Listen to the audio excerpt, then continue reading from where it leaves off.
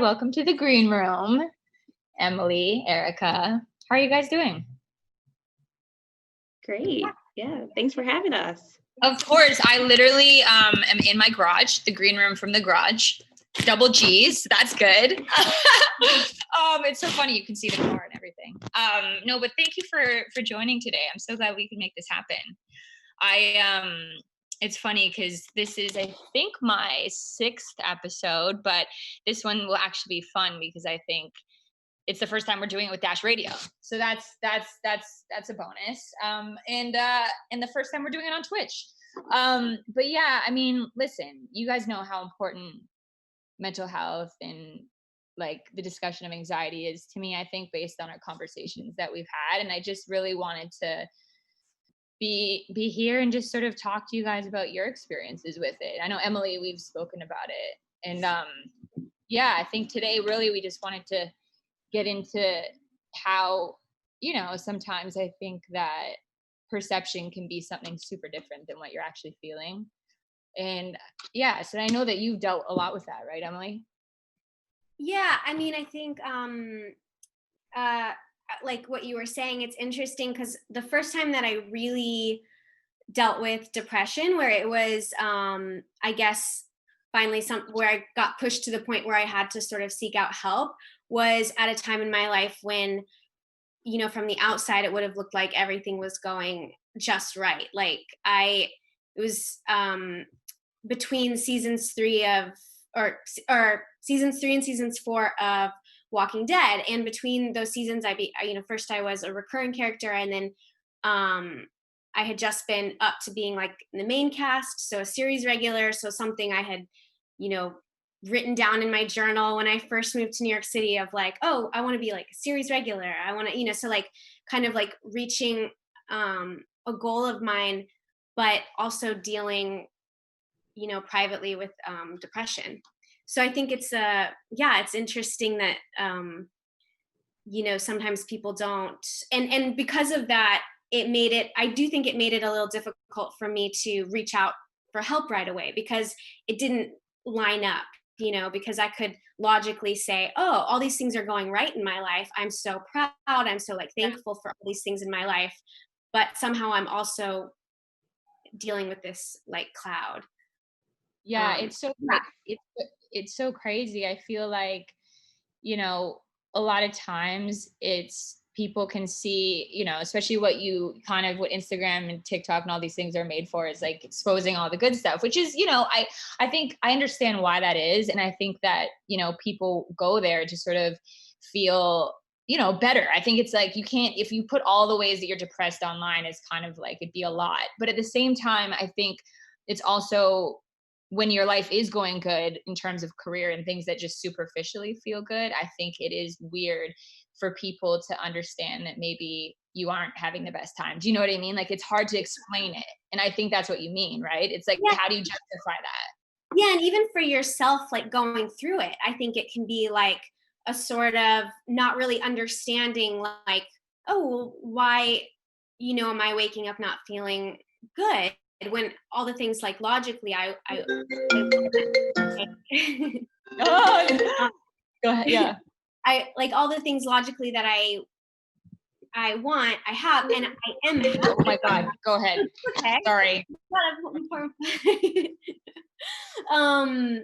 But yeah, so then like it not really making sense in my head either, like not really being able to figure out what was the cause of it, or even that it was something that I needed to fix. Like I did a lot of in the beginning, because one thing that we've talked about is like, even though my family has dealt with mental illness and addiction and things like that, but for whatever reason growing up, like therapy and that kind of thing wasn't really talked about that much. So yeah, even though I was feeling bummed, it wasn't that didn't seem like an option. It was just sort of like, oh wow, this thing is happening where like, I don't want to get out of bed for like a few days, or no appetite, and it felt more of like a mystery rather than like, oh well, I needed to fix it. It sort of felt like I don't really know what to do with this. No, it's so true. And I think that it is funny. We did talk about this the other day, and I think that it's interesting. We may not even know where that comes from. It could be like a childhood thing. And I think like you and I both discussed how like both of us growing up, it was one of those things that we didn't seek out therapy. And it was one of those things where you're like, wait, am I weird for asking for help or thinking that I need therapy? Like, is it something to be ashamed about? Which is really weird, because I think that now it's something that I feel proud of. Cause it makes me, like, honestly, I feel like and I'll tell you what, I feel personally like proud of it because it makes me feel more human and more raw and more real. And I always think that like, it's so funny as a kid growing up thinking, oh my God, like I'm so weird for having anxiety or having fear or having all these issues, because I think that it's like, that's what makes us artists. And it's one of the reasons why I wanted to do the green room, because I feel like all my friends are basically artists to be, and so I feel like we're all a little crazy. And I think that it's so important to just admit it and just be like, listen, we're all, and beyond artists, but like even just everybody, like all people go through it. And like I think that it's just, I just wanted to stop feeling like weird if I was feeling nervous or weird around somebody to, and it's good to like speak about it, because I think at least other people can know that like we're all feeling it like this. And I think that's so relevant, especially, what you were saying, what you went through on a TV show, especially at the height of The Walking Dead, which is crazy, because I think a lot of people like would look at that and be like, oh my God, like her life is perfect or whatever. It kind of like, I think online it can be very deceiving.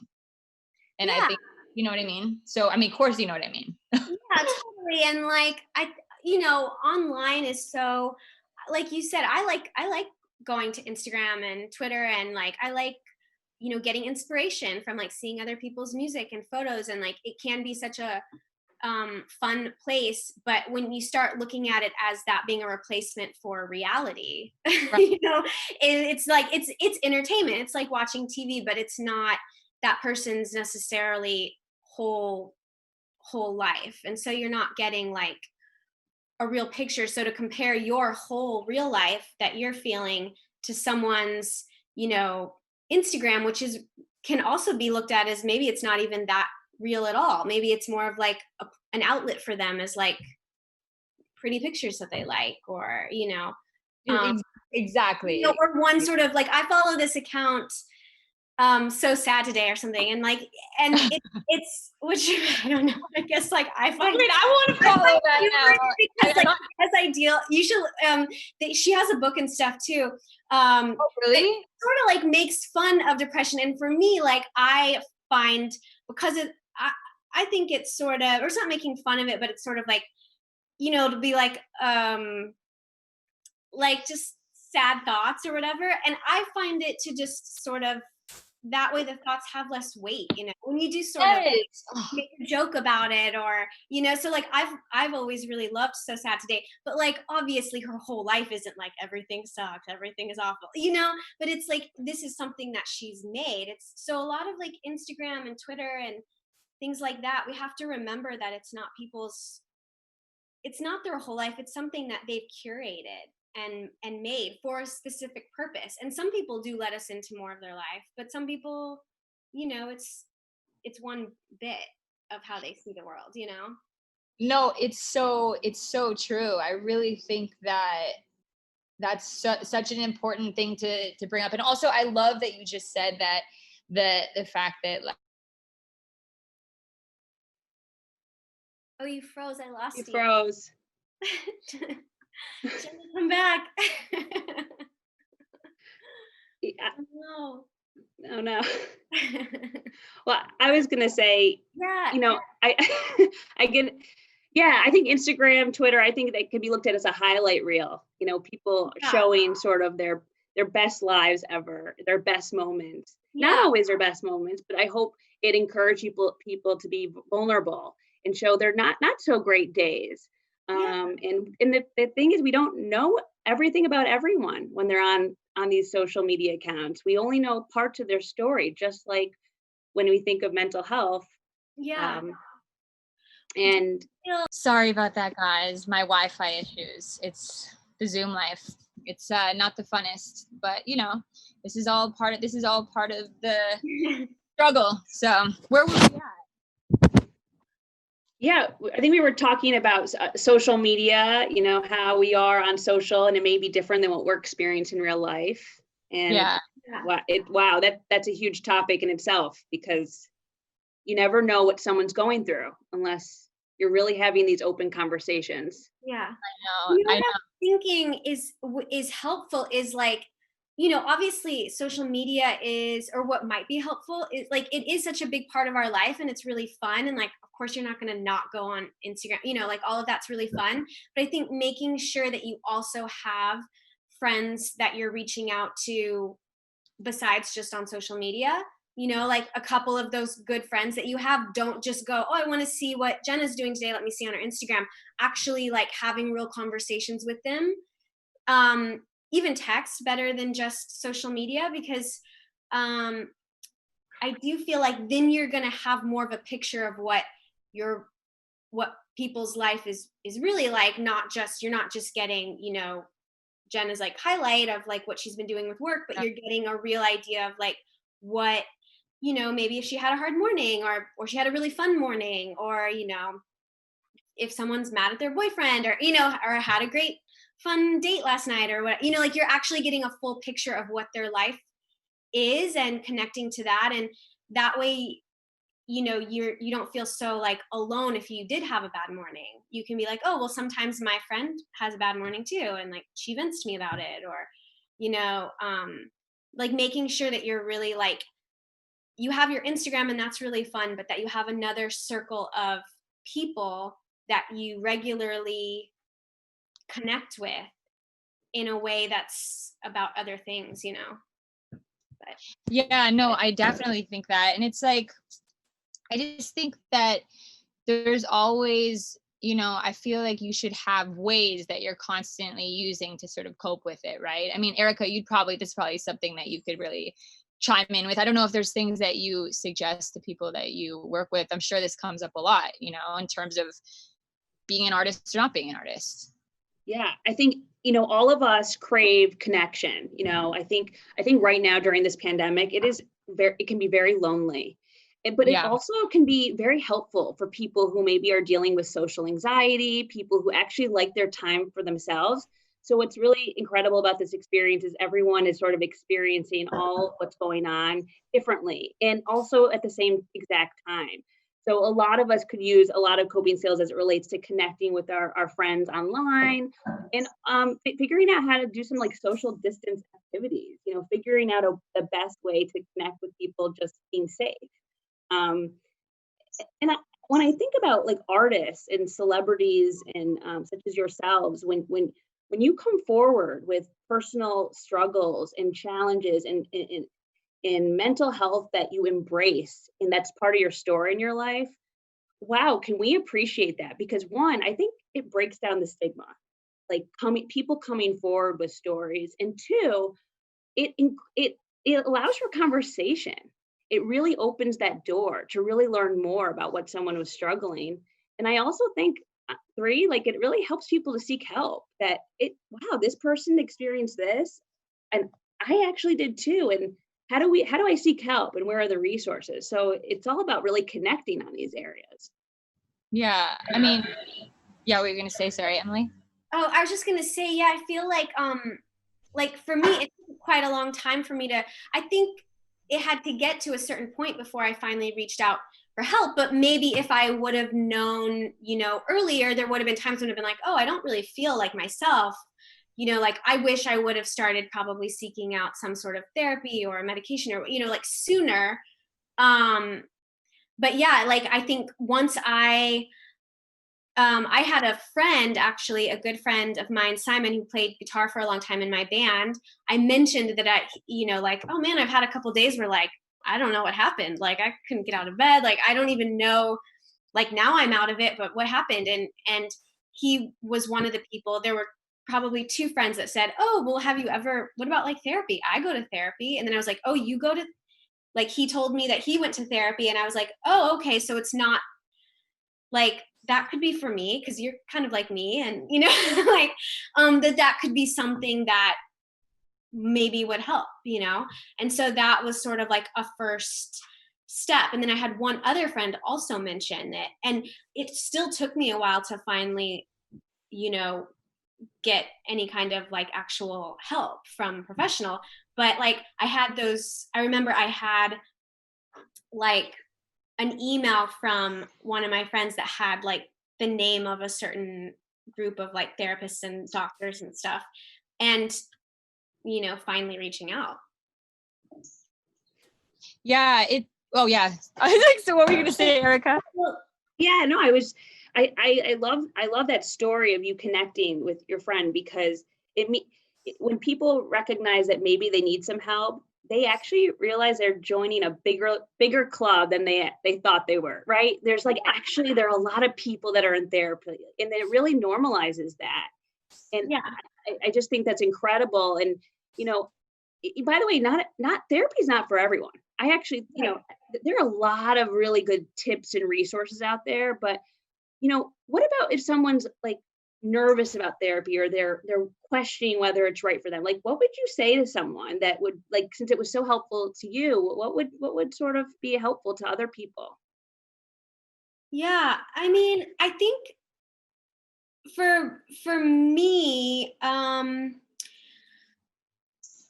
mean, I think the thing that I do now, if I feel like someone's having a hard time, is just like offering different kinds of resources, you know?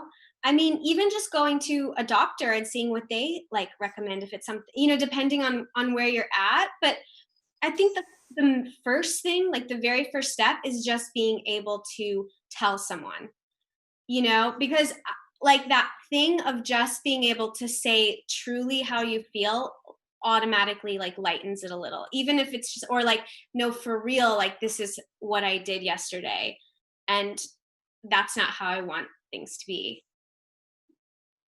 Yeah, I Being feel able to like, sort of, oh sorry, just being able to sort of like put it out there is kind of the first step.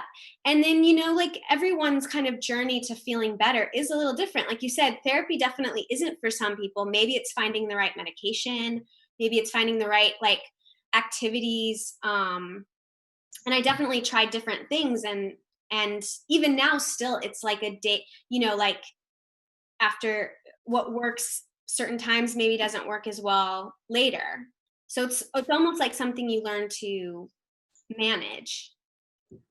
yeah, no, it's so true. And I think that it's like, it's such a personal thing as well. Like what you learn helps you the most deal with your anxiety. Like it's funny because I had really bad panic attacks when I first signed my record deal. And it was like, it was weird because it was such a, and that actually, this is so funny that I didn't even think to bring this up yet when we talked about this whole topic before, is that it in that time of my life was probably the highest point of my life. And I feel like, you know, it's crazy because you think that, wow, you feel so good. But all of a sudden, I remember walking down, I was in LA, I was walking down the street, and I like all of a sudden felt all these feelings. I was like, what is this? Like, I couldn't breathe. My mouth was dry. But I didn't know that I was stressed out. Do you know what I mean? Like, I actually had no idea. That's what was so weird about it. Like, I was like, I just signed my record deal. I feel excited. Like, this is like, I'm really doing it. And all of a sudden I legitimately felt like I was dying. Like my heart was racing, like all these things. And I'm like, and legit, I passed out in West Hollywood. Like I actually fainted, and an ambulance had to come get me. Like the whole thing. I went to the hospital. My dad's a psychologist. So I remember when I came out of, like when I like was in the ambulance, I had called him and I was like, I think I'm dying, all this stuff. And he was like, and he was literally like walking me off the cliff. Like, it's okay. Like, you know, trying to sort of avoid it, because that's sort of, I guess, a technique when you don't really play into the anxiety. But anyway, I had no idea what was going through. And I went to the hospital, and it turns out he was like, just a panic attack. They were like, honey, you're just having a panic attack. And I was like, what? Like, I can't even believe this exists, and how real that feels, and how much it can affect your body. And that you don't even know, I wasn't even self-aware enough to know that would even happen. Do you know what I mean? Like, how weird is it that I thought, like, in my mind, I'm like, wow, this is so great. But obviously my entire body wasn't processing it. which I found very interesting, which I'm sure sounds to me, Emily, that you kind of went through in a way, right? Yeah, it's sort of similar because I didn't connect. Yeah, just it's almost like our bodies went like other ways. Like you Yes, back and mine was like you can no longer do anything. Because one of the things I remember that was weird is like I felt like nothing got me excited. You know, it's almost like I went the other way. I'm like even though this exciting things were happening in my life. Yeah. It was almost like my body was like, whoa, too exciting. Like yeah, it's so true. It's like so don't do any you don't feel anything now or something. I don't know. It was like very it's like I do think too, like when you get something that you want, maybe there is a little bit of, I mean, this is just from my after going through therapy, sort of realizing there is a little bit of like an identity thing that happens, you know, where it's like, oh, you get the thing you want, but you know, first of all, like you get certain attention that maybe you didn't realize was a part of it when like, yeah, if maybe like I'm a little bit more introverted, so that was overwhelming. Or now for you, I'm sure it felt like there was like certain pressures, even if you were excited about that pressure. Exactly. It's just somewhere inside of you, your body is going like, oh, but that's a lot of pressure, or like it's just different, you know, and like, yeah. Oh my God, 100%. Like, honestly, like it is so crazy, because here's another thing that I just thought of when you were saying that too, is like, let's say like your whole life you strive towards this goal and it's something that you think that you want, right? That's a really good example of something, because you think that you want something, and when you get it, you're like, wait, and it's not even that you don't want it when you get there. And maybe it is that case, but it's not in this example. And what I felt, it wasn't even that I didn't want that, but it's sometimes you want it differently, or maybe you weren't prepared at the time emotionally to get it when you got it. Yeah. Or even if you get the thing, like it doesn't fix still like maybe some of the things that I was bummed about from whatever childhood or this or that, or like, you know what it like, or like, oh my God, it's so true. Exactly. Like, I'm excited about the job. Like, obviously I love acting. I love like making music like you, but like, but even if you get to do those things, it still doesn't necessarily like cure some other issue you have, you know, or like, yeah, I think, you know, we have to be mindful that, you know, for those of us who struggle with mental health issues, anxiety or depression, we live with it. And in that moment when you're on set or in a recording studio, you have a lot of potential skills to control those symptoms that you may be having, just so you can show up to your work or your passion areas. But but it's not going away. It doesn't go away. You live with it and you control, you know, it's about learning how to deal when things come up when you're not expecting them. So, I mean, that's what's so real about this, that you live with these challenges sometimes.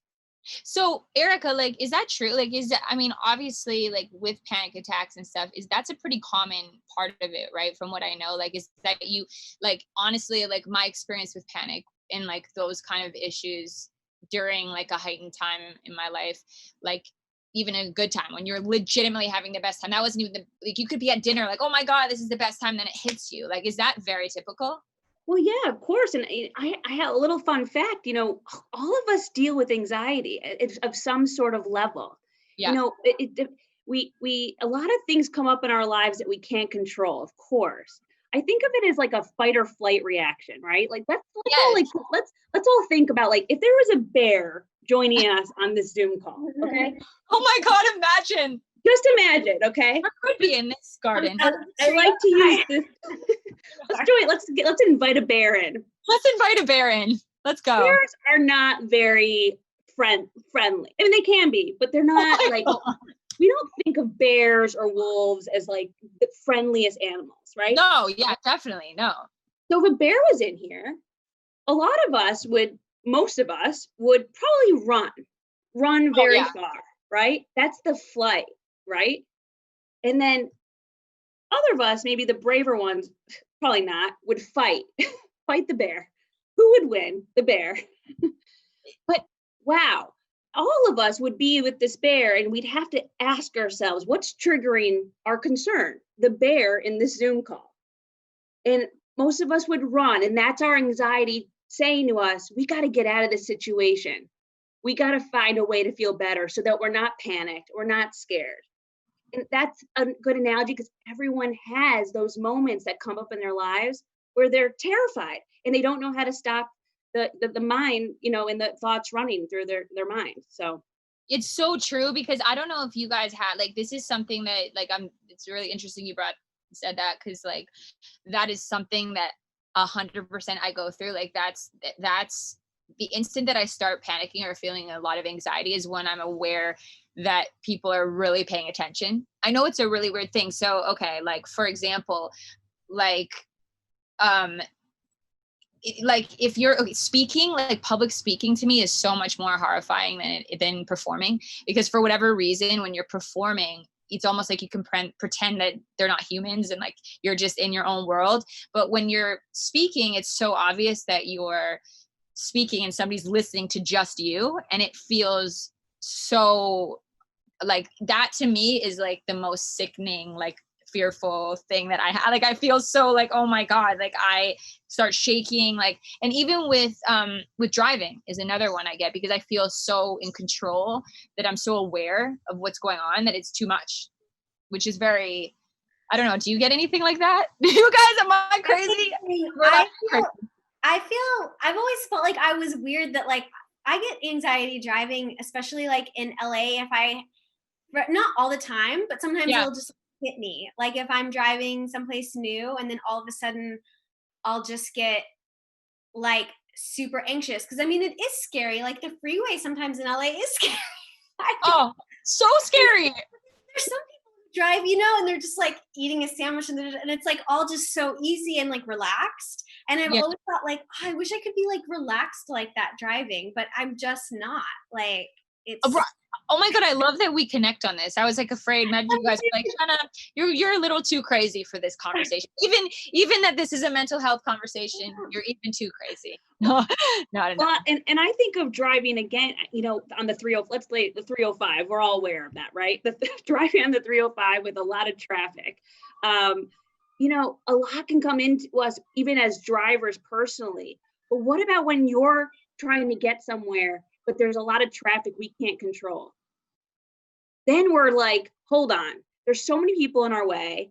And then we have to get there to reach an event or a birthday party. We're gonna be late. Oh, right. Yeah. That's gonna trigger more anxiety. But everyone's gonna feel it differently depending on how they are in that seat, that driver's seat, and whatever's going around them in their space. It's so funny, like that to me doesn't trigger as much anxiety as like an open freeway. Isn't that weird? Like an open freeway to me is the most horrifying thing, period. Like because I feel like I'm so aware. So like when I have clutter, like I'm the kind of person that like when there's a lot of things going on and when there is traffic and I feel distracted, it's easier for me to not be aware of my anxiety. But when it's like so open and I'm just me and I'm in all the control, it's so freaky. It's the same way of public speaking when all you can hear is your voice, and the more you hear your voice, you're like, oh my God, what am I saying? Do I sound crazy? Like that's how I process it. How do you, Emily? What's your? I'm so curious. What makes you like the most anxious? I mean, you don't have to answer if you don't. Anxious? Yeah, I mean, driving is a big one, to be completely honest. Like I'd have to say, as far as things that give me like, anxiety, driving's a big one. I feel specifically driving to the airport. I don't know why, but I guess it's because like the airport, usually there's some trip, I'm going to go to the airport to like go on a trip. So then it's like I've totally gotten so anxious being like, oh my God, I left my stove on, and then freaking out and then dealing with all the cars. And then like for some reason driving to the airport is like, I hate it. And then oh my God, that's so funny. I love that that's your thing. That's literally the night before will be like, okay, I have to drive to the airport tomorrow, like gear up. Like I don't, it's not that big of a deal, but I freak out. So driving is definitely the top, but yeah. That's so funny. I can't believe, this is like the thing that makes this whole thing so great, because I feel like that's the whole point. You're supposed to be like, wow, yeah, okay, I'm not alone. And I wouldn't even have known that about you. And like, that's what, honestly, I come out of these things sometimes being like, wow, like it is so healing to talk these things through, it really is. And I don't know. I mean, I'd be interested too to know more about, like, obviously, just back on the topic of just experiencing so much, like, things that you want, like, and going back to that and having, especially for you, when you were in that time in your life, like, do you feel like, what were some, like, sort of reactions that you had? Like, was it the same as, like, I felt like, where you're like, oh, I feel like I'm happy, but I'm actually like, I don't, because I think part of it too for me is like, you almost don't feel like you deserve it, and that could be a part of it too, and you almost have to, like, feel like, wait, once you get it, you have to push it away. So I don't know, I would be curious, like, what did you think you felt like? What Yeah. were Well, I think, well, okay, so as I've gone through different things of how to deal with it, I've kind of realized, why at that point I got more upset, or got more, not more upset, more, I guess, like actually physically depressed, where it wasn't just like, oh, I'm bummed, but like, um, yeah, I mean, I think things just started to shift for me. I think I felt like isolated, even though I had like my castmates who I was on set with, and like we worked together. When I was done shooting season 3, I went back to, my apartment in New York, and I didn't have the busyness of like being on the set all the time. Yet I had a lot of attention, and I think I started to feel uh, isolated in a certain way. I also think, just like from doing, after I did some therapy, I started to realize I had been getting into certain habits just with my brain. And I did try different things like medication and stuff like that. But I think, oh, you did? Wow. yeah, and that was helpful to a point. But then I kind of, Right. as I've gone along, realized a lot, like certain like habits that I had that were making it difficult for me to get out of a cycle, like sort of, Right. like rather than, how if you cry, you kind of naturally feel better afterwards, or I guess like that would be if you're feeling more healthy, like if you get really upset about something, or you fall down and you hurt your elbow or whatever, you cry and then you kind of get over it. Like your body has these ways of like cycling through emotions, but I Oh, would yeah. kind of stick in it, and I think, I realized I would sort of keep investigating. If I was bummed, it was hard for me to like turn that corner of like, oh, now I feel better. Instead, I would investigate and be like, well, I shouldn't be sad. I feel guilty for feeling sad. Oh, I would kind of stay in it. So I kind of started to learn tricks of how to move on, I guess. And focus, and like one of the things would be like focusing on physical things I could do, like, oh, I don't have to worry about the whole day, but Right. maybe, I mean, I think this is a thing for a lot of people that can be helpful, is not looking at the whole day, but being like, okay, all I have to do is just like put my jeans on, and all I need to do is That's go true. to the kitchen and make the coffee, and you know what I mean, like breaking it up into the tiniest steps. And for me, I think that helped because it got into the actual physical tiny steps rather than the emotions attached to whether or not I wanted to take on this whole day. I also just like, for me, therapy was helpful because I could sort of start to unpack. I think that I had been using my goals and my ambition as a way to not think about things that were upsetting to me from, family or childhood or that kind of thing. You know what I mean? So Is there anything, like, I mean, I'm just curious, and again, I don't yeah. want you to, but in your childhood, do you feel like there was anything in your childhood that you look back to that you think, because I definitely know there was for me, but I don't know if there's anything in your childhood that like sort of is something that kind of comes up a lot and sort of like either stays with you and you feel that causes the anxiety, or also just drives you as well because of what, like, is there anything particular, or is it just something that sort of like that you're not necessarily aware of? Or yeah, well, I think it was like, because like different people in my family have dealt with mental illness, or there were certain patterns that even as a kid, like I wouldn't say like my family's great, like I love, like we all love each other, everything's great, but I think like when I started to unpack things, which is why I think it can be helpful to talk to a therapist, I realized there were certain habits that I had learned as a kid. And so even things like getting what you want was like scary, because maybe in my family, a time of things being really exciting always followed with something being, like bad next. So totally. So like even when something good would happen to me, I would sort of already instinctively, just because like as a baby, you learn it, in that like, oh, well, when something's really, really exciting, next it's gonna be a low. So I was already anticipating the low, Oh my God, I totally know. In fact, it's so interesting that, because I feel like that is sort of like a human thing too, is we think, oh, when you get a high thing, something low has to come. Like you don't, when's the other shoe gonna drop? Kind of like that sort of mentality. It doesn't have to be like that, but like, if you kind of were raised in that, it's sort of like, oh, well, then something really bad's going to happen to you, afterwards. 100%, because it's almost like, and that's, I think, part of it. And like, that's something that I constantly try to teach myself in terms of like connecting with a deeper part of the universe, where I feel like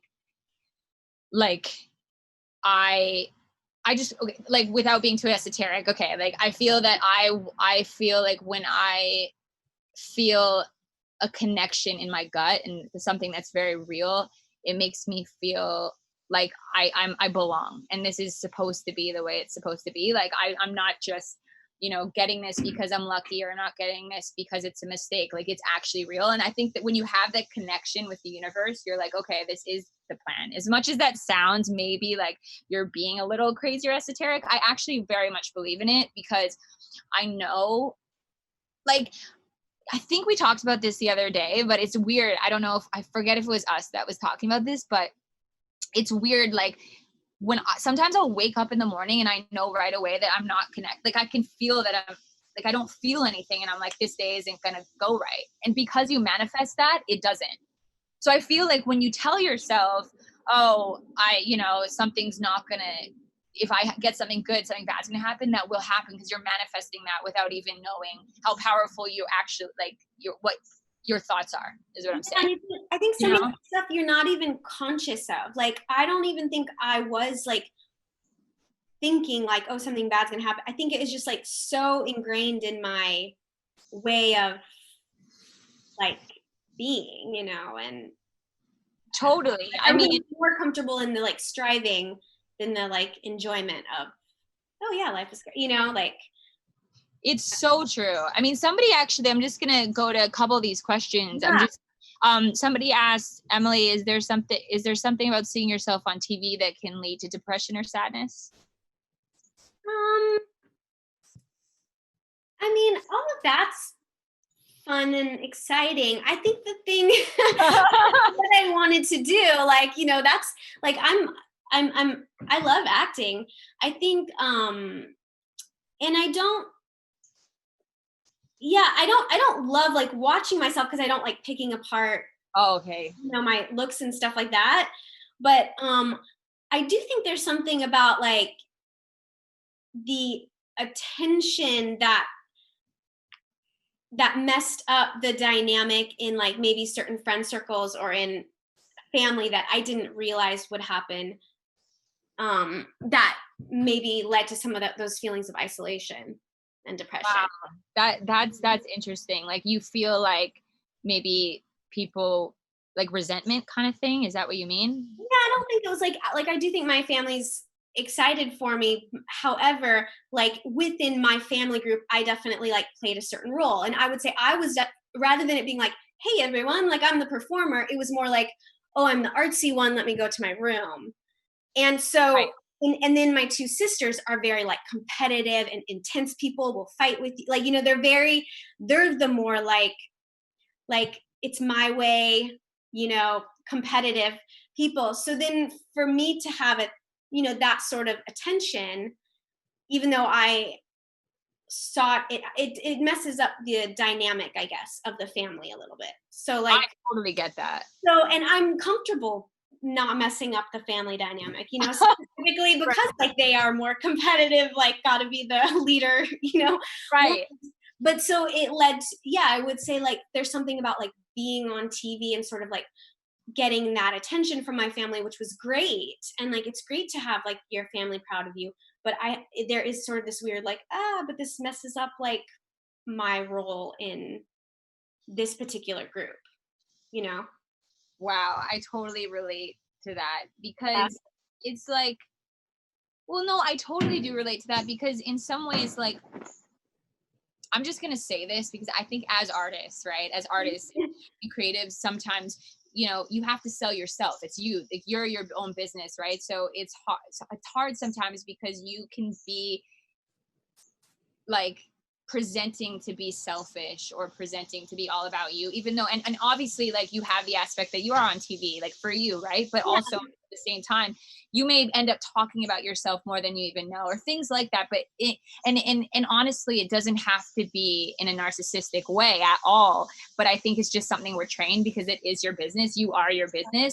So I think in a family dynamic that can, and I've experienced this as well, as like it can mess that up because it's not fair that it's all about you all the time, right? And that's also hard because it's almost something that is trained within you, and you're like, oh, this is like something that I do all the time, and my friends are artists, and a lot of times like it makes sense to us because obviously we relate. Sometimes you take it back to your family and they don't necessarily or your friends, right? Your friends might feel, well, don't you care about my life? And you're like, well, of course I do. I didn't even realize, you know, like I wasn't even necessarily cognizant that I wasn't being aware of you. And I think I love that you brought that up because I feel like that causes a lot of anxiety for me as well. Cause I feel like I have to I have to watch myself because I'm like, shit, or check myself rather. Cause I'm just like, wow, I didn't even realize. And I don't want to belittle someone else, right? Because that's not really the intention at all. Yeah, and I think like as for anybody, I was just thinking this as you were talking about for anybody, like there is that thing too of like you grow up, you leave your family, you develop different parts of your personality, and they don't always fit back into your high school friends or your immediate family. And so there's this little bit of like, I think anybody can experience that sense of like, oh, this doesn't quite like work for our dynamic, even if you can't pinpoint why. You're like, this feels different, or oh, now suddenly I feel like I'm 12 years old, but I'm not. I'm, you know, whatever. I have a job. Yeah. I mean, it's so true, and I could totally understand that from your perspective too, because it's like in a way, listen, you want to enjoy your success, and that's the thing, right? You worked really hard for it, but at the same time, it's so foreign to you. You don't expect the things that come out of it, right? It's like you get there, and these are probably the things that do cause anxiety, and I'm saying it just because I feel it and you clearly do too, is that like when you get there, you don't anticipate all these other reactions because why would you think of that on the come up? You're just like trying to struggle, climb up the mountain to get there. And then you get there and you're like, oh shit, like, wait, I didn't know this all would happen. So that's interesting. Like that's a massive anxiety. So how do you cope with that? Like what's your, you know, I think it's something I'm still always figuring out, I want to say. Right. I do feel like it wasn't like, you know, however long ago, when was season 4 of Walking Dead? However long ago that was, like I went to therapy and I remember actually when I started to feel better, a friend of mine saying like, oh, I remember you saying you were going to try this and that, and like, how is it? And I was like, oh yeah, I'm cured. I remember saying I'm cured because I felt like I was cured. And oh my God, I love that. That's nice.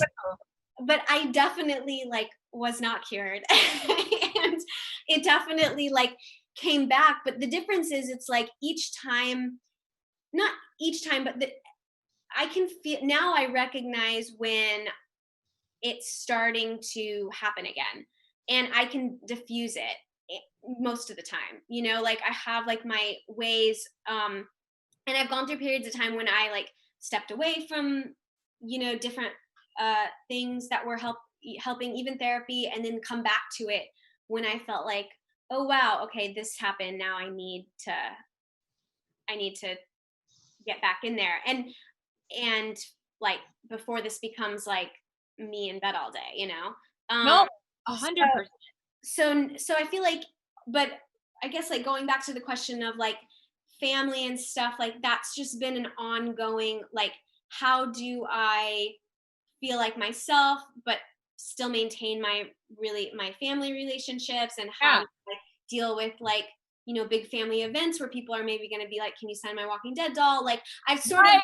figured, Oh yeah. you know what I mean? Like I've sort of slowly started to figure out, okay, well, maybe I put up certain boundaries that I didn't have before. Maybe if it's my little sister's wedding, I don't take selfies with the extended family. I mean, I don't mean that as a mean, I just mean like I start to put boundaries to make myself and make my family better. feel a little more comfortable. But sometimes, yeah, I don't know what those are until I've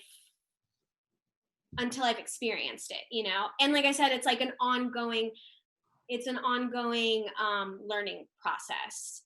It sounds like you're really starting to notice those triggers, you know, when Yeah. you know, in your life that will, you know, when you go into certain situations, whether it be acting, being with friends, being at social events, you kind of know you learn about yourself through therapy and talking about it. Yeah. And what's gonna like give you a lot of joy, what's gonna maybe not make you feel anxious. I mean, I think all these life experiences give that to us. Yeah.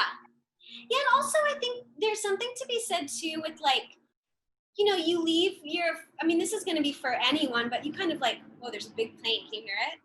So, Oh, is that? Oh my God, really? See, Yeah. these are the fun parts of Zoom, the live Yeah. Zoom. Because you're like, wait, my dog. Oh, shoot. Yeah.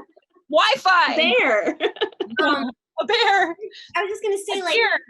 you know, those connections that you have with maybe like old friends from high school, or like even your mom and dad.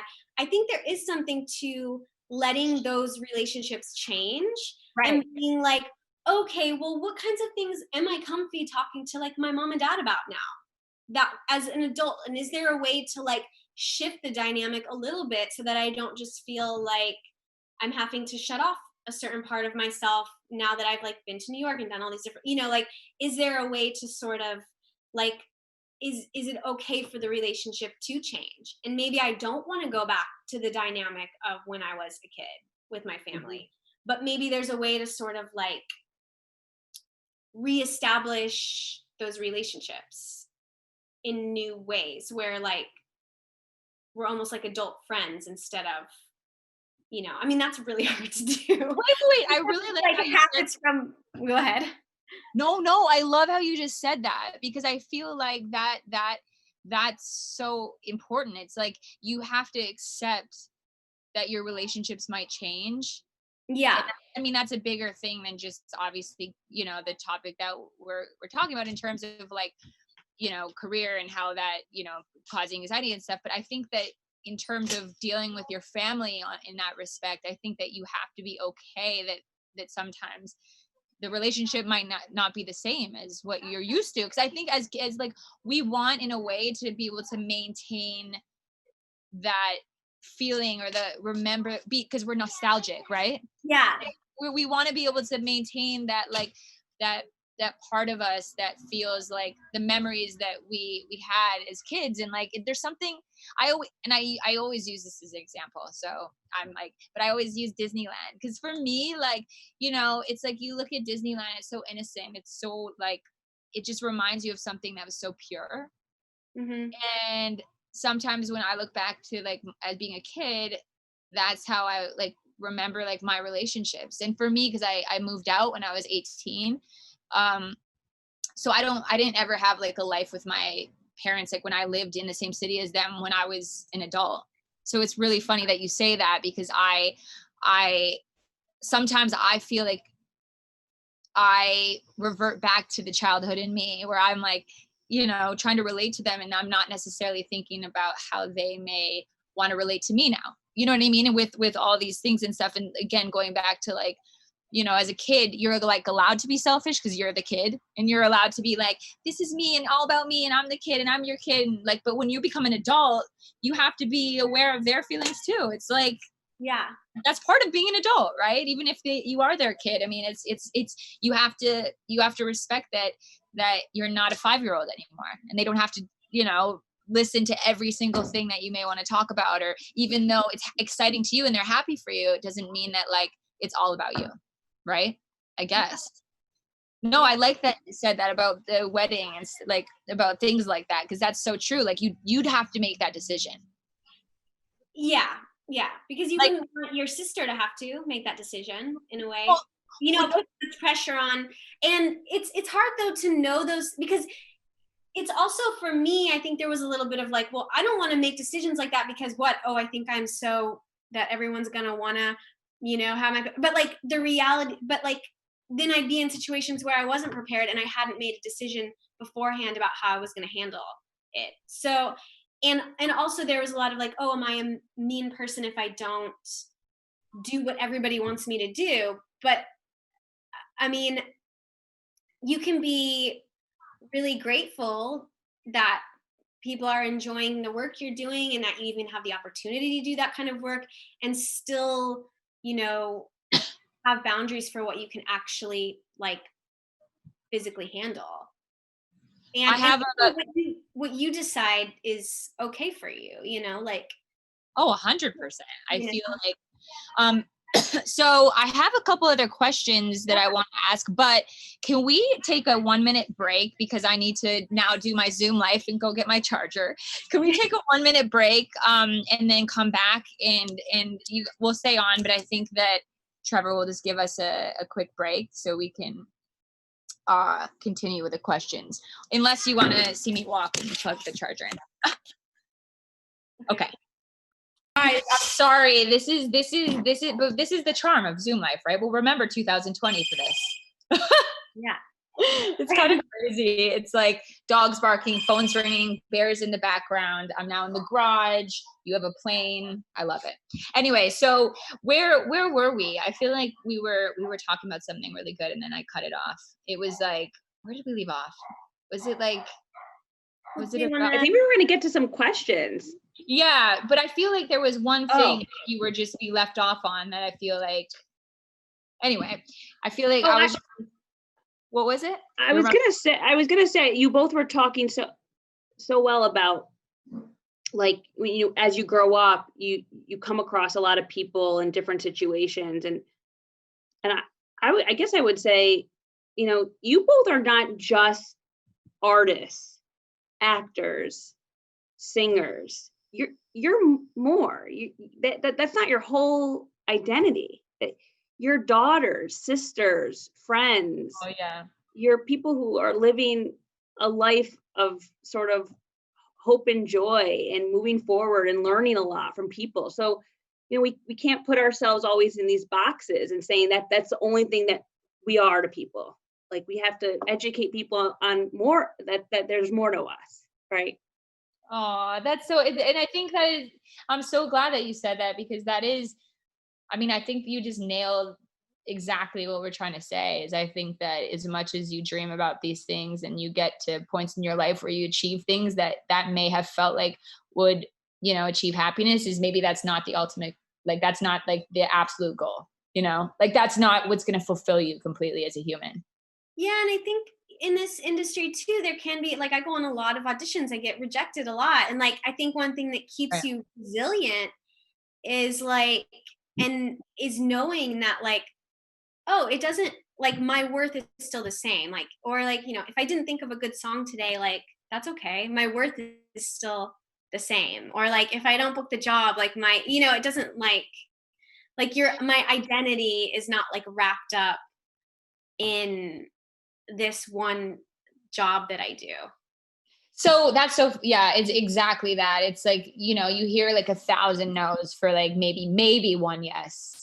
But do you honestly, keep it real. Do you honestly, when you get all those no's, right? Do you honestly say, okay, yeah, I know my worth is there? Or do you actually feel like it does bring you down? Truthfully. It definitely brings me, it depends on the part, because like, yeah, I mean, I love acting. So like I fall in love with parts, and like I fall in love with ideas of being involved in certain things, or so like I definitely get hurt when I don't get picked.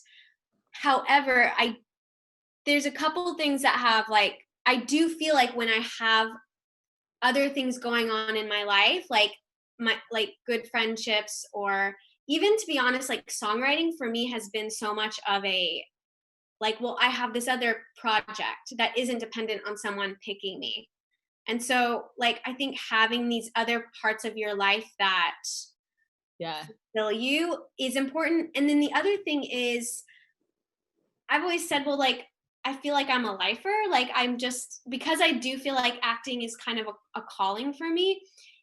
When people don't pick me, this definitely has helped me. It's been like, well, if I'm like a lifer and I'm going to be doing this till I'm like 80, of course I'm open to like waking up 100. You're going to be, sorry, I'm going to tell 100. So if I'm going to be doing, then like the one job, it doesn't matter as much, you know? And like, yeah, I think it doesn't have as much weight. And that's one thing that has really helped me, because there's been times when I've been like, you know, didn't get a bunch of things in a row or something, and I've been like, should I just quit? Like, what is it like? And then I'll try it on for a day, you know?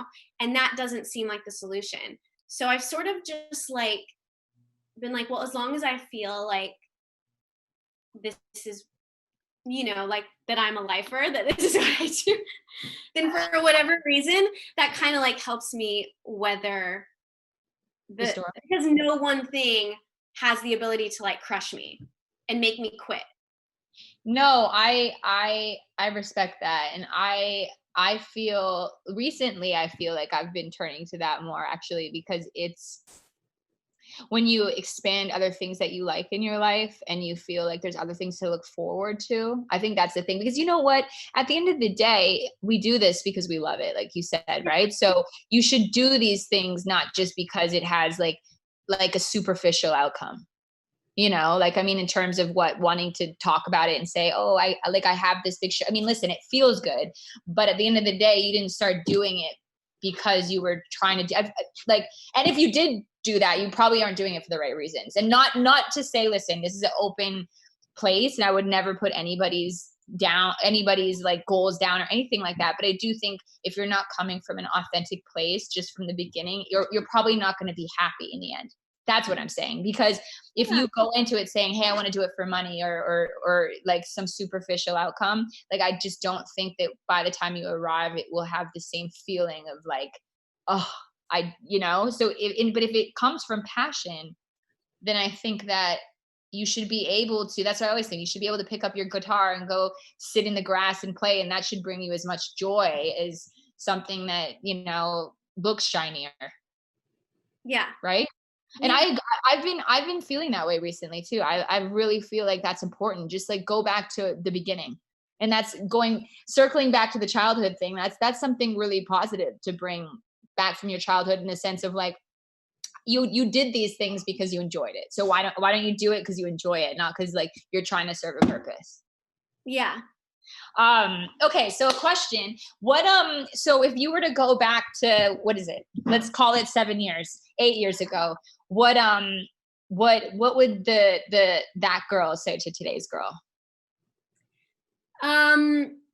Well, so like advice, like kind of thing, I think is what we were, but no, more so on your perspective, like what, just coming from you, like what do you, if you were to look back and, tell yourself advice from, exactly that. Yeah, I mean, I think the biggest thing is like, well, first of all, like time goes by so fast, so like just like enjoy things and all of that. But I think also to be like curious about things rather than like fearful, I guess. Like to be like, oh, if I'm sad, like, why is that? And being curious rather than like, oh God, I have to fix it, like scary. I think that's one thing that has shifted a little bit for me that has been positive. Trying to do that. Because I do think there were times when I was first in Walking Dead where everything was so new and I was having a lot of like new experiences, and rather than being like curious, I was more like, oh, this is new and scary. And it led me to like not get to enjoy the full experience or shut down, or, rather like if I was feeling when I was first dealing with depression, like being scared, so not telling anyone, rather than being like, I wonder why this is, I should ask people about it, like, oh, right. So I think just like being curious about things you don't know. It's sort of like leaning into your feelings. Yeah. Not avoiding them, not trying to fix anything, just saying, wow, I feel sad today. And wondering what's prompting this emotion or feeling. That's totally fine to ask yourself. And it's good. Yeah. It's good to ask why and what's contributing. Yeah. Because, only you would know. Yeah. And asking someone else too, right? Is that what you're saying? Yeah, like, of course. Being able to feel comfortable to call, a friend or a family member, even though, see, that's the trick. I mean, it's so funny that these things are all kind of circling back to what we've discussed, because it's even like, yeah, if you are feeling sad or depressed and you want to call a friend or family, will they be judgmental or will they hear you? Yeah. Yeah. So if that was the case, like if what would you do now? Like, do you feel comfortable? Like, how do you, if you do want to speak to somebody, how do you do that? Like, do you have people that you can speak to and feel comfortable that like you won't feel judged, or is it something that you constantly think about? Like, yeah, I do have like, I feel like a few really, really good friends that I can sort of reach out to, So, and you don't feel judged and you feel like it's judged. Yeah. But I do have to say that has taken time, friendships don't necessarily, I mean, once in a while you sort of meet someone and they're like, oh my gosh, we're kind of, yeah, but meant to be friends, and I mean, that happens and that's special, but still like the kind of thing like you're talking about where you feel like you can just reach out and not feel judged. I mean, that's something that you cultivate. And so I think like making those kinds of friendships a priority in like,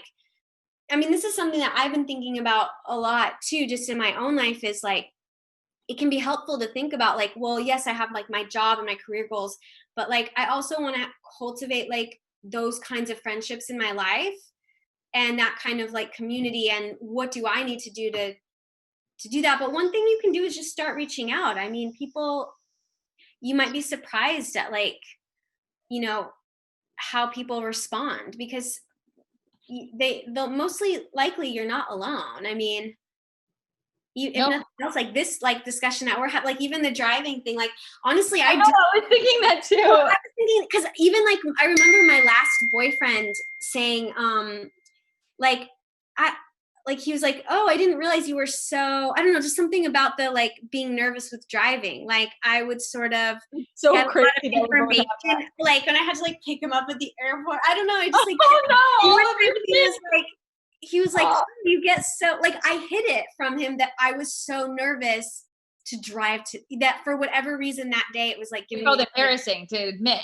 Yeah, because it's like, I mean, we drive every single day. Why is that such a thing? But like you were saying, for whatever reason, sometimes being on the freeway is scary. Oh my God, it's so scary. And it's actually so nice that me and you can relate on that, because I just don't, like, it is true. And for me, I feel weird telling people, because I'm like, wait, if I tell them, because I personally feel weird driving. I actually don't feel weird as a passenger, which I know if people have the opposite. What is your thing? The driver or the passenger? I'd rather be the passenger, but it doesn't make sense. Yeah. You would think I would want to have control. Oh my God, are we like this? I love that we relate on this. Yeah, I think it's something about the responsibility. Oh, yes. And the need to be doing more than what, like, I feel like I actually feel more comfortable driving by myself, but me too. Like, I'm supposed to drive a group of people. I feel like, well, I'm gonna have to be talking and then driving and then the music and like Distracting. to feel like a little out of control, but yet I'm the one who's supposed to be driving. So I'd much rather be the passenger. Right. Oh my God, that is crazy, Emily. Wait, are Is that you the same? are you a Taurus? No, you can't be. No, I'm a Leo. Oh, you're a Leo. Oh my God, I have so many Leos in my life. Okay. Because I'm just like, wait, this is you. I haven't actually legitimately met that many people that have this because I know a lot of people that are afraid of flying, afraid of being the passenger. But Yeah. like me and you must have very similar control things then because Yeah. because I feel the same way. Like I feel embarrassed admitting to somebody about me driving because I don't want them to feel unsafe. Because I'm like, shit, do they think I'm gonna like Yeah. I mean, you know what I mean? But it is like, I'm like, I actually have full control over your life in this moment. And that makes me so like weird. You know what I mean? Yeah. It's just like, oh my God. But no, this is like, somebody asked another question that was asked was like, they asked whether or not I have helped like an artist get out of depression. And I wanted to bring this up because the thing is that a lot of what we're doing right now is exactly what a writing session is. And I know I've already like, you know how it is. It's like literally if we were in a writing, this is how the best writing sessions go. Yeah. And they are therapy sessions. And the best songs come from this. Like we may have this whole driving conversation, all of a sudden we're like, oh my God, what if we like it may make us think of something so cool. So in that sense, I think that does help artists like come out of depression. You know, I think that there's no like right or wrong way. Yeah. I think, right? I mean, I'm not Erica. Well, I was just gonna say there is something about like making use of the thing that is bugging you, like whether it's depression or whether it's you just I don't know, like you're sick or you broke an arm or whatever. I don't know, like but finding a way to like use that story or use the pain that you're feeling and like make it into something is Yes, very much like then you don't feel as much like it's something weighing you down. It's just something you have to deal with and is part of you. And 100%. Yep. And that makes you feel like, again, your flaws almost can contribute to something positive because at the end of the day, again, it makes us more real, more relatable. And I think that like, I don't know if you guys ever saw this movie. What was it? Oh, what is the one where it's like it's about like I think it's called Pleasantville with Leonardo DiCaprio or whatever. But anyway, it's about like suppressing emotion and feeling like your life you almost convince yourself that everything's perfect and all the like whatever. And I think that that's actually worse because once you actually confront things that are real, it makes you feel better, right? Because if you try to strive for something that's less real and try to pretend that the broken arm doesn't exist or all these things, then I feel like you'll ultimately not you'll feel worse. And I think that like I'm still discovering every day what I feel like this all means, but the more that I've done that, the more I feel like things happen that are good.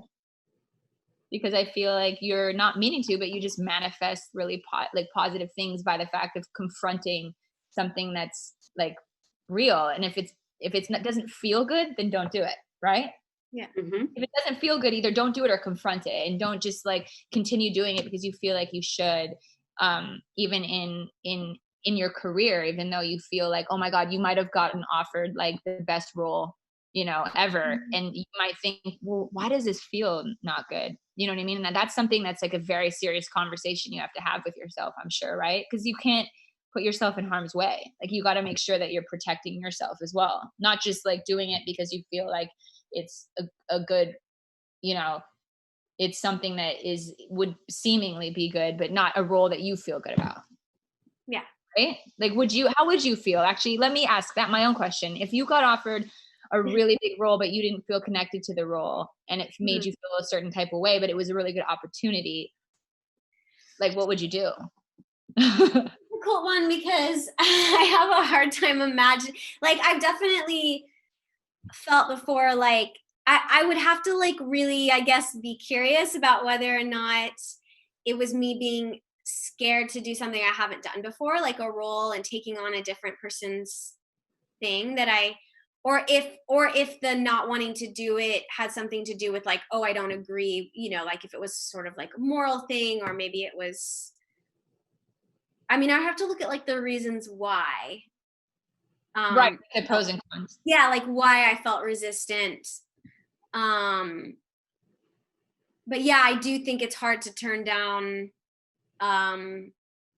work when you're an actor because Yeah. like even when you, I mean, yeah, I just feel like for all actors, like it's like even when you've had a lot of really cool jobs, there's always this sense of like, oh, but what's the next job? And Oh, it's like that immediately. I do have to say, yeah, I mean, you know, I mean, I guess in any creative industry or like freelance type, and you know, so it is hard to imagine. No, I know, but that's why I asked you. Like even just being like, oh, someone's gonna offer you a role immediately, like, and I know this is like a pretend scenario, but like I can feel my heart go like, oh, someone's gonna offer me a role. Oh yeah, I know. Feel like my like heart like flutter, like yay. You know, That's so funny. That like I have like immediate reaction in my body, like but because we are artists and like we do seek like what is it, like approval, right? In a way. Yeah. And that's so funny. I was curious how you would answer, but I feel the same way. Like it's so true. Like, there's stuff that I really don't want to do, but I do it because I feel like I have this sense of like I have to do it because this is the job, and like I need to do it for this. But and that's the thing. Like, but then afterward, I ask myself like, oh, is that good and healthy? So these are the things that I constantly go through, which is why, again, this is so good because it's just nice to know that, just to get other people's opinions that go through the same thing.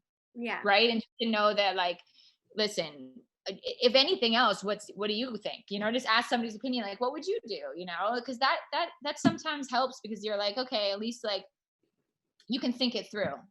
I'm sure. Do you have people, Erica, come to you like for sessions and ask things like that? Like just. Yeah, I think it's always important to like ask yourself, you know, what would be the best decision for me right now? And it's good to be like present focused. And it's also so important to ask for the people in your lives, like support and what they think about these things, because you care about their opinion, they care about you and your well-being, and they ultimately you hope that the people in your life you're going to for asking these questions, that they're going to support you and they're going to make you think about something that you're maybe not thinking about. So it's really important, and that light in you when you get that offer or you get that potential job, like that's sparking joy in you because it's what you've signed on to do, and that's a great feeling. But to ask yourself if it's the best for you right now, that's something that's worth exploring and talking about it with people, because that really truly helps. Yeah. Okay. I'm glad you said that. Let me look at this question here. So, okay. So it says, Emily, Jenna, what are your views on psychotropic medication? I went on meds 8 years ago because I had some awful life events that plunged me into depression to the point of non-functioning. I'm still on meds because I believe they are key to me functioning. By the way, I had been on meds before a few times in my life, but this has been the longest stretch ever. But I don't think I'm emotionally weak because I need meds. That has been my perception in the past, though. What are your views, Emily? I feel like I don't know enough about like what drugs right. Like, honestly, I don't feel really comfortable even like commenting. I would say that's something that you want to take to like a doctor or whoever you're working with, because I just don't have any experience, Yeah, you're absolutely, you're correct. Well, I just want to say, the comment there, I don't think I'm emotionally weak because I need meds. You are not emotionally weak if you need meds, if you are seeking help, if you're going to therapy. Yeah. We are human. We need to talk about these feelings. We need to feel better. It's totally okay. And medication works for some people. It does not work for all. And if you're wondering about your medication, if you're feeling like not yourself on them, if you need a change, really important to talk to your psychiatrist or your primary care physician. Really get in there, and please, I urge you, do not make, hospitals are filled with COVID patients. Do not make the pandemic about not you seeking help. If you had a broken leg, if you broke your arm, you would be in the hospital right away.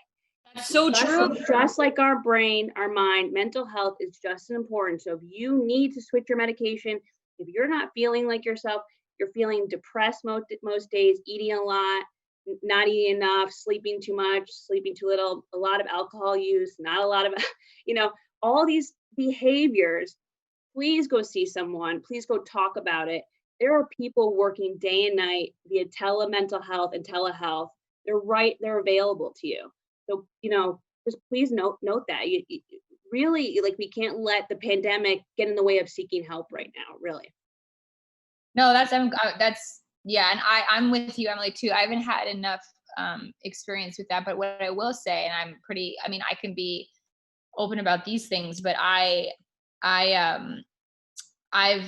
like when I was touring and stuff as an artist, like I would take like a couple shots every time I would go on stage, because that's the way that I coped with it. And I just didn't, like, that was when I was like, okay, this is not good, because I'm like, I can't just rely on alcohol every time I need to like calm my nerves, but I didn't know how else to deal with it. So it's just, I think that that's when I knew like, okay, I really need to address this, because I can't just like live like that, where I'm like, okay, every time I get nervous, I have to like rely on like an alcoholic beverage, and like, and to me, that's what I did. And I'm like totally open about, I'm like, all this stuff, I feel like, again, I feel proud of like admitting this stuff, because I just know that it helps me be me. And I also want to be a better version of me. But I do think that like, I agree with you. When you start doing that stuff, that's when you start to be like, okay, let me seek out other ways that might help with this.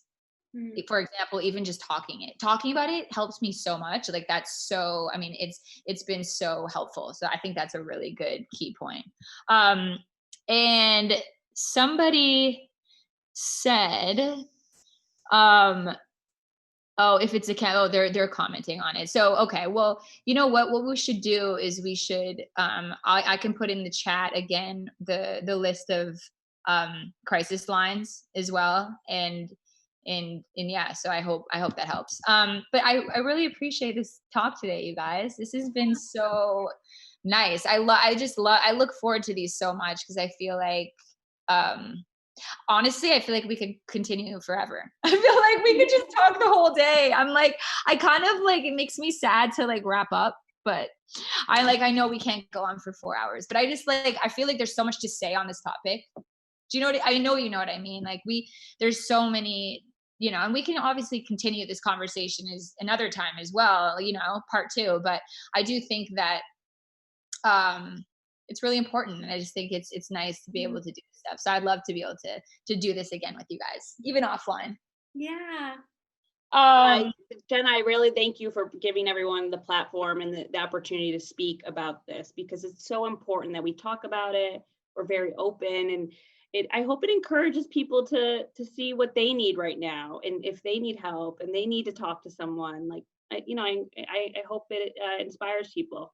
I do too. And feel free to reach out to me on Instagram. I'm always around. Like I always like, meeting new friends on Instagram, and also the Green Room Instagram I just started as well. So if anybody wants to reach out and sort of, just have any questions or anything after the fact, I'm around. I'm in my garage. Yeah, Emily, this is so great. I'm so happy that you got to be a part of this today. This was so, I'm going to call you later about the car thing. We have to get, we got to get to the root of this. Where is it coming from? Anxiety about the car. Yeah. I know. We can fight through it together. I love it. All right, ladies. I'll talk to you later. Thank you. Bye. Take care. Bye.